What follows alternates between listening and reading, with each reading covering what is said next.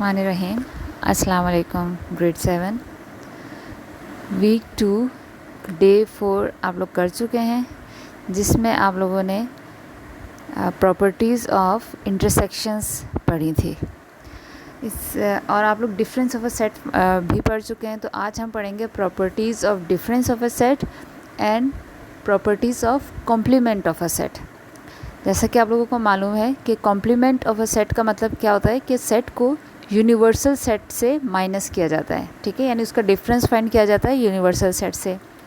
और what is the difference of two sets?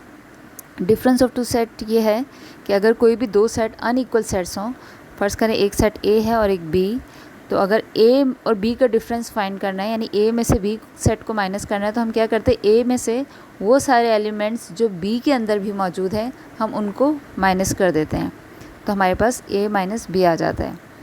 तो इसको आप ये वीडियो देखेंगे तो आपको थोड़ा रिवाइज भी हो जाएगा डिफरेंस ऑफ अ सेट। तो हम प्रॉपर्टी, सबसे पहली property difference of a set की ए की प्रॉपर्टी हम यहाँ पढ़ेंगे कि अगर A and B are two unequal sets then A minus B is never equal to B minus ए।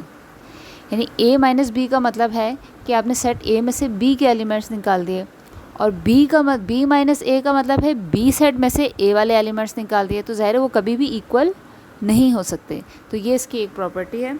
और यहाँ एग्जांपल देख रहे हैं हम नीचे, यहाँ पे आपको प्रूफ किया हुआ है कि अगर ए 1 2 3 4 5 है और बी 3 4 5 है, तो आपने ये वेरीफाई करना है कि A minus B is never equal to B minus A. तो सबसे पहले हम लेफ़्ट हैंड साइड ले रहे हैं ए माइनस बी।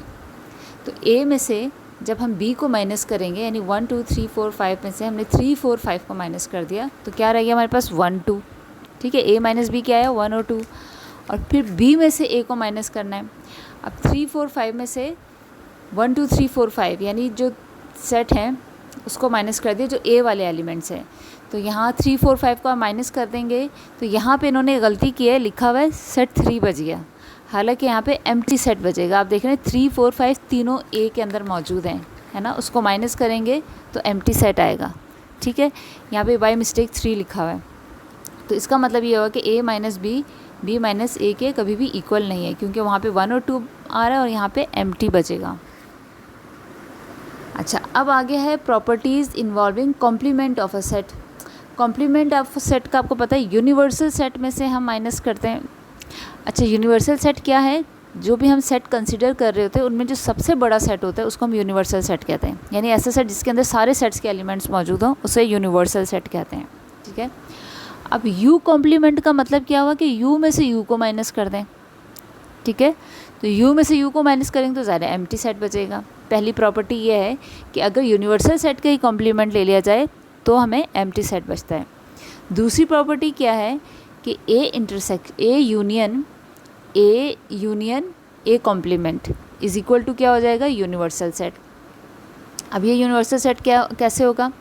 तो ए सेट में कुछ एलिमेंट्स हैं और यूनिवर्सल सेट में तो सारे ही एलिमेंट्स हैं ना, ठीक है। जितने भी यूनिवर्सल सेट हमने कहा ऐसा सेट होता है जिसमें सारे एलिमेंट्स होते हैं, ठीक है, सबसे बड़ा सेट। अब ए कॉम्प्लीमेंट किसके इक्वल होगा कि हम यूनिवर्सल सेट में से हमने ए वाले निकाल दिए, ठीक है। ए कॉम्प्लीमेंट का मतलब है यू माइनस ए, हमने पढ़ा था पहले भी, अगर नहीं पढ़ा तो आप रिवाइज भी कर सकते हैं उसको। अच्छा, ये ए कॉम्प्लीमेंट हमारे पास ऐसा सेट है जिसमें से हमने ए वाले निकाले और इसके बाद हमने ए से ही यूनियन ले लिया, तो दोबारा से वो यूनिवर्सल सेट बन जाएगी। यानी ए वाले यूनियन का मतलब है हमने ए वाले सेट जो मेंबर्स है वो सारे इसमें मिला दिए, तो वो यूनिवर्सल सेट के इक्वल होगा।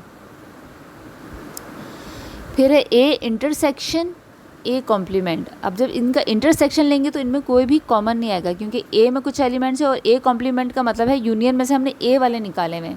अब इंटरसेक्शन में तो हम खाली कॉमन एलिमेंट्स लेते हैं ना, अब इसमें कॉमन नहीं है तो एम्प्टी सेट आएगा। अच्छा, और एम्प्टी सेट का कॉम्प्लीमेंट यानी यूनिवर्सल सेट में से अगर हम एम्प्टी सेट निकाल दें तो ज़ाहिर यूनिवर्सल सेट तो पूरे का पूरा बचेगा ही, ठीक है। तो वो is equal to universal set है। अब इन सारे ये 4 प्रॉपर्टीज़ हैं कॉम्प्लीमेंट ऑफ सेट की, कि यूनिवर्सल सेट का कॉम्प्लीमेंट हमेशा एम्प्टी सेट होगा, A union A complement universal set बन जाएगा, A intersection A complement empty set हो जाएगा, और अगर हम एम्प्टी सेट का कॉम्प्लीमेंट लें तो वो यूनिवर्सल सेट के इक्वल आएगा। अब इन सब प्रॉपर्टीज़ को नीचे प्रूव किया हुआ है, ठीक है।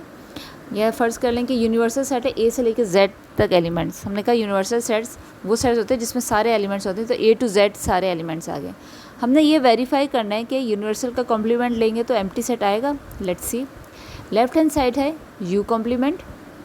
यू कॉम्प्लीमेंट का मतलब है यू में से यू माइनस कर दें, ठीक है। जिस सेट का भी कॉम्प्लीमेंट लें इसका मतलब होता है यूनिवर्सल सेट से उसको माइनस करना। अब ये यू का ही कॉम्प्लीमेंट है तो यू में से यू माइनस किया, तो यू में से जब यू के सारे एलिमेंट निकाल देंगे तो क्या बचेगा, एम्प्टी सेट बचेगा, ठीक है। ये ए से जेड तक में से ए से जेड वाले सारे एलिमेंट निकाल दिए तो एम्प्टी सेट आया। तो इसका मतलब U complement is equal to empty set, और यही हमने प्रूव करना था। राइट हैंड साइड में एम्प्टी सेट था, वेरीफाई हो गया। दूसरी प्रॉपर्टी थी कि अगर हम ए कॉम्प्लीमेंट का यूनियन लें एक ए के साथ, तो